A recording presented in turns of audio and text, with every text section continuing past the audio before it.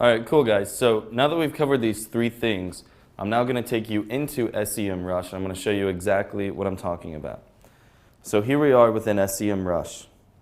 And the first thing you can do is put in your website, or you can put in another website.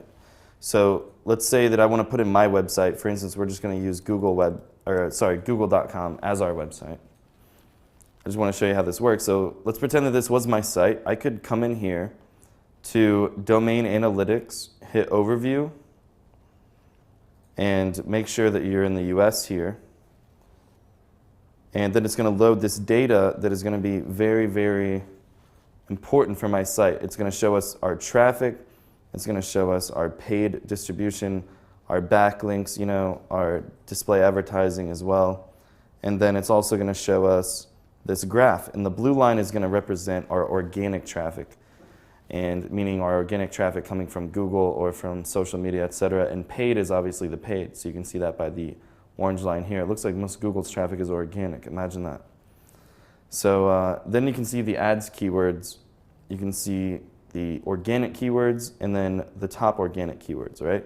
So with market discovery, I kind of just want to go, even just if it's even just to Google, and start to just do some research into that market. I want to find out more about it. I want to read articles about it. I want to see what's being bought in that market. I want to see what the trends are. And once I figure out who my main competitors are and at least an idea or a seed list of keywords that I want to target, I can come back in here to Google.com and erase that and put in my competitors' URL. So not just your website to see how it's performing, but also your competitors. So let's say I wanted to, let's say I was selling dog food, for instance, right? So I would come in here and put like maybe Purina.com, if that's even their URL. Hopefully it is. We're about to find out, if not. Okay, so it looks like it is because they have about 25,000 backlinks. But yeah, so if I wanted to piggyback off them and see what they're doing for the competitive analysis, I would plug in their website up here and I would come down to the top organic keywords and I would view the full report. Okay, so view full report. And then I can see in a more detailed way. Also, I want to sort this by the search volume. So I'm just going to go ahead and hit that button right there. And then I can see there in this column, it's going to be their keyword that they want to rank for. It's going to be their positioning. So 1 to 10 is on the first page of Google. And volume is how many people are searching in Google for that keyword.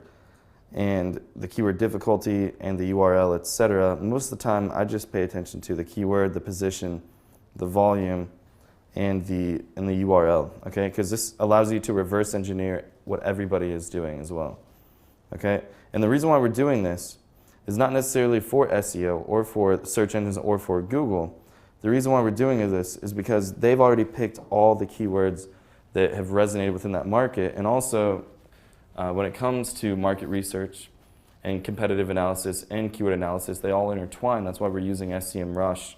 And one of the main things is that we want to go in here to use this tool to see and get an idea of what the keywords are that we want to target, not just on our websites, but also on our social media sites.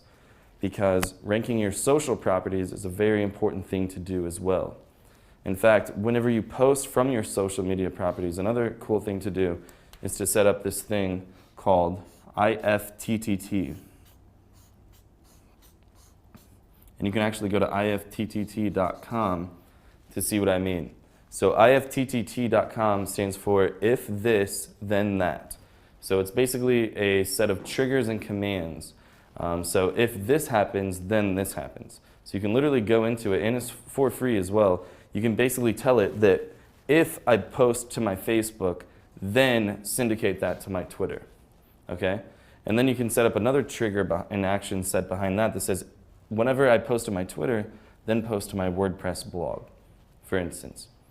Okay, so it's a series of triggers where you can syndicate your whole content throughout your distribution network. And that's one of the other things I want to talk to you guys about is distribution and syndication of content. Okay, because it's not just viable to, especially when you're distributing and running a social media marketing agency, You know, whenever you're running those types of things, it really helps to have more of a distribution and syndication effect.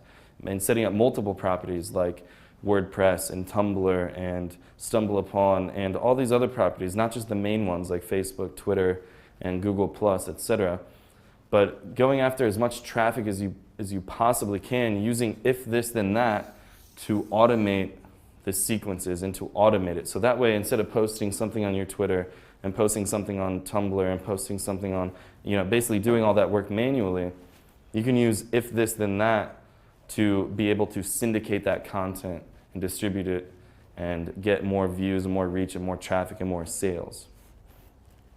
Okay? But also when registering these properties, guess what? You get to pick a URL and you also get to control the title.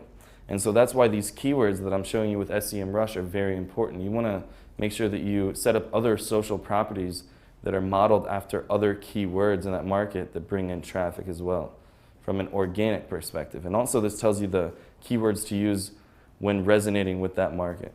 So hopefully that makes sense.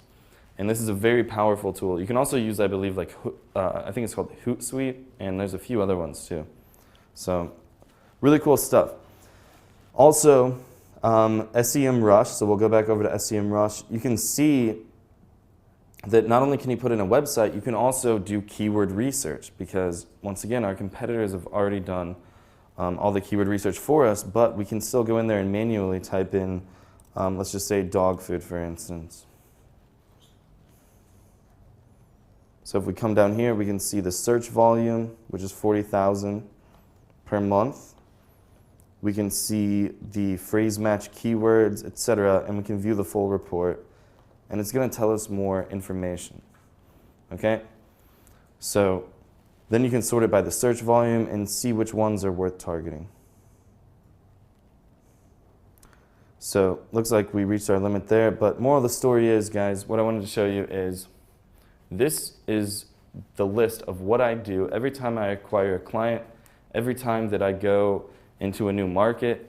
I always make sure before I do anything that I always do these three things, and I always automate my content with IFTTT, and I always use SEMrush to help guide me through the process so that I know what my competitors are doing, so I know what my market is, and I know the keywords to describe it. So thank you guys for watching this, and I'll see you in the next video.